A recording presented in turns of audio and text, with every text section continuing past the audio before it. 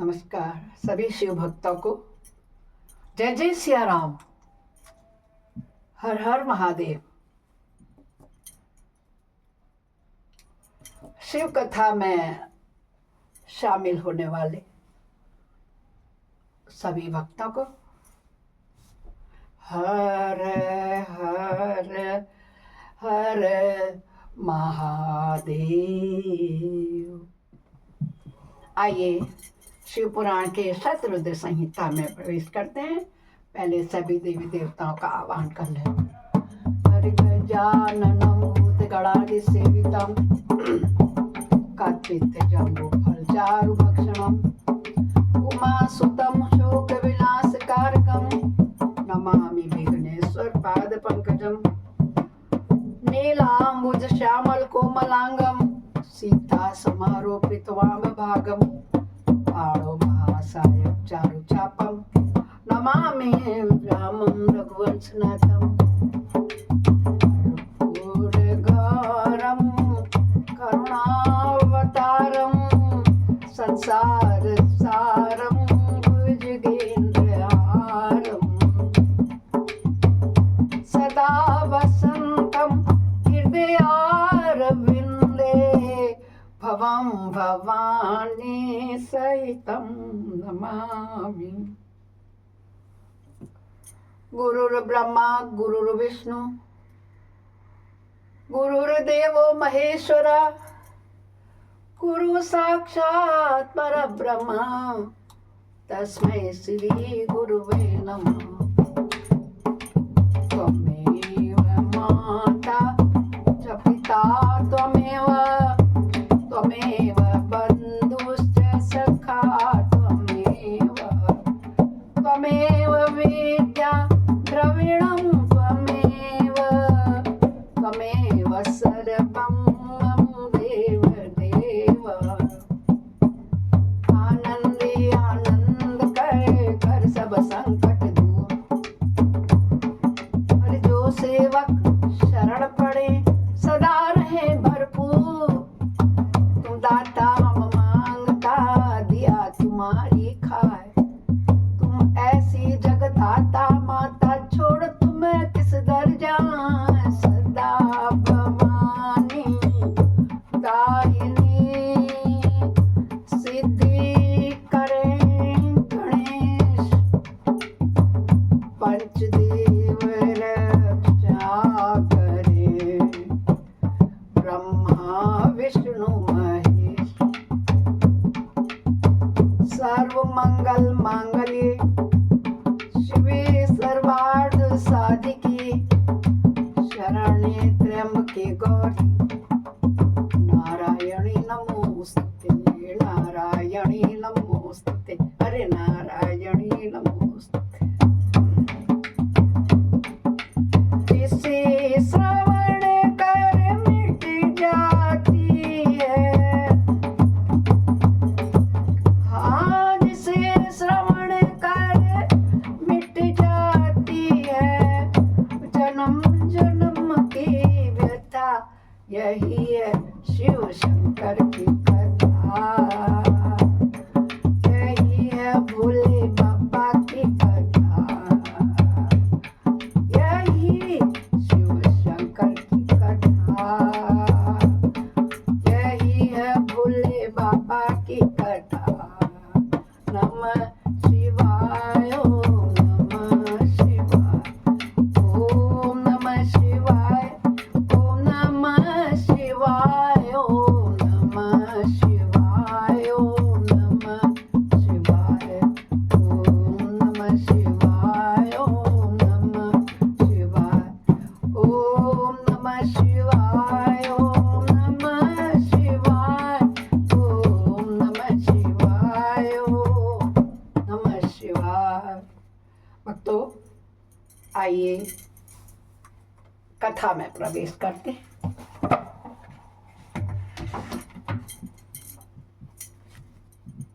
बोलो हर हर हर महादेव। कल हमने 16वें और 18वें अध्याय का अध्ययन किया था। आज हम उसके आगे का अध्ययन करेंगे। शिव जी के दुर्वासावतार तथा हनुमत-अवतार का। दोस्तों, ये जो मैं आपको सुना रही हूँ आजकल, इसका नाम ही है शतरुद्र संहिता। शत माने सैकड़ा, रुद्र का शिव जी के अवतारों का वर्णन। और जब दुर्वासा अवतार तथा हनुमत अवतार का वर्णन कर रहे हैं, नंदीश्वर कहते हैं, महामुने, अब तुम शंभु के एक दूसरे चरित्र को, जिसमें शंकर जी धर्म के लिए दुर्वासा होकर प्रकट हुए थे, प्रेम पूर्वक श्रवण करो। अनसुईया के पति ब्रह्मवेत्ता तपस्वी अत्रि ने ब्रह्मा जी के निर्देशानुसार पत्नी सहित ऋक्षकुल पर्वत पर जाकर पुत्र कामना से घोर तप किया। उनके तप से प्रसन्न होकर ब्रह्मा, विष्णु और महेश्वर तीनों उनके पर आश्रम पर गए।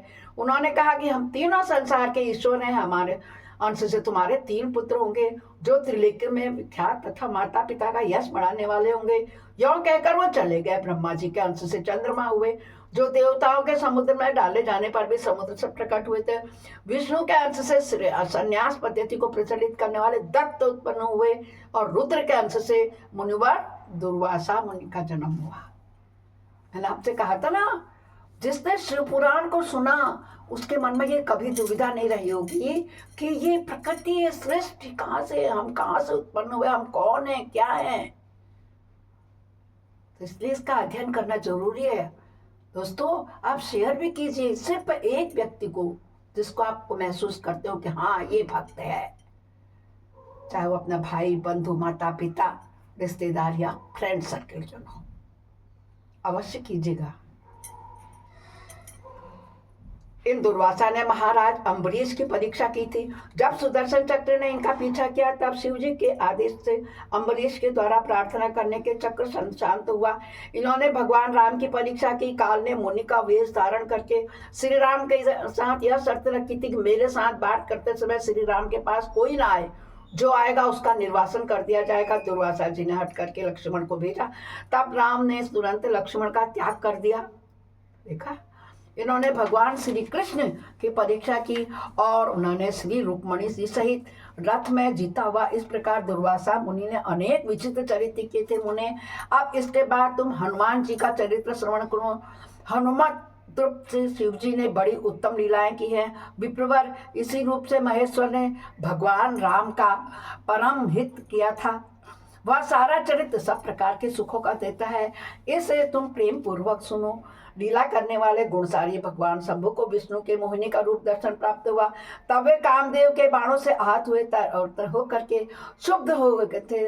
उस समय उन परमेश्वर ने राम कार्य की सिद्धि के लिए अपना वीर्य पाठ किया। तब सप्तर्षियों ने उस वीर्य को पत्र पुटक में स्थापित कर लिया, क्योंकि शिव जी ने ही राम कार्य के लिए आदर पूर्वक उनके मन में प्रेरणा की थी। तत्पश्चात उन महर्षियों ने शंभु के उस वीर्य को राम कार्य की सिद्धि के लिए गौतम कन्या अंजनी में कान के रास्ते स्थापित कर दिया। तब समय आने पर उस गर्भ से जो शंभु महान बल पराक्रम संपन्न हुए, बानर शरीर धारण करके उत्पन्न हुए, उनका नाम हनुमान रखा गया। बोलो हनुमान जी की जय होवे, जय जय श्री हनुमान जी की जय होवे, बजरंग बली की जय होवे।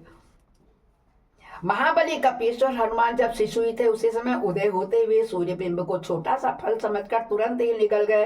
जब देवताओं ने उनकी प्रार्थना की, तब उन्होंने उसे महाबली सूर्य जानकर उगल दिया। तब देवर्षियों ने उन्हें शिव का अवतार माना और बहुत सा वरदान दिया। तदंतर हनुमान अत्यंत हर्षित होकर अपनी माता के पास गए और उन्होंने यह सारा वृत्तांत आदर पूर्वक कह सुनाया। माता की आज्ञा से धीरे धीरे वीर और कपि हनुमान ने नित्य सूर्य के निकट जाकर उनसे अनायास ही सारी विद्याएं सीख ली। तदंतर रुद्र के अंशभूत कपि श्रेष्ठ हनुमान सूर्य की आज्ञा से सूर्यांश से उत्पन्न हुए सुग्रीव के पास चले गए। उसके लिए उन्हें अपनी माता से भी अनुज्ञा मिल चुकी थी। तदंतर नदीश्वर ने भगवान राम का संपूर्ण चरित्र संक्षेप में वर्णन करके कहा, हे मुने, इस प्रकार कपि श्रेष्ठ हनुमान ने सब तरह से श्री राम का कार्य पूर्ण किया, नाना प्रकार की लीलाएं की, असुरों का मान मर्दन किया, भूतल पर राम भक्ति की स्थापना की और स्वयं भक्त ग्रहण्य अग्रगण्य होकर के सीता राम को सुख प्रदान किया। वे रुद्रावतार थे, ऐश्वर्यशाली थे। हनुमान लक्ष्मण के प्राणदाता थे, संपूर्ण देवताओं के गर्भहारी और भक्तों का उद्धार करने वाले हैं। महावीर हनुमान सदा राम कार्य में तत्पर रहने वाले, लोक में रामदूत नाम से विख्यात है। दैत्यों के संहारक और भक्त वत्सल है। तात इस प्रकार मैंने हनुमान जी का श्रेष्ठ चरित्र, जो धन, कीर्ति और आयु का वर्धक है, संपूर्ण अभीष्ट फलों का दाता है, तुमसे ये वर्णन कर दिया। जो मनुष्य इस चरित्र को भक्ति पूर्वक सुनता है तथा समाहित चित्त से दूसरे को सुनाता है, वह इस लोक में संपूर्ण भोगों को भोग कर अंत में परम मोक्ष को प्राप्त करता है। बोलो शिव शंकर भगवान की जय हो वे। जय जय भोलेनाथ, जय जय भोलेनाथ, शंकर भोलेनाथ।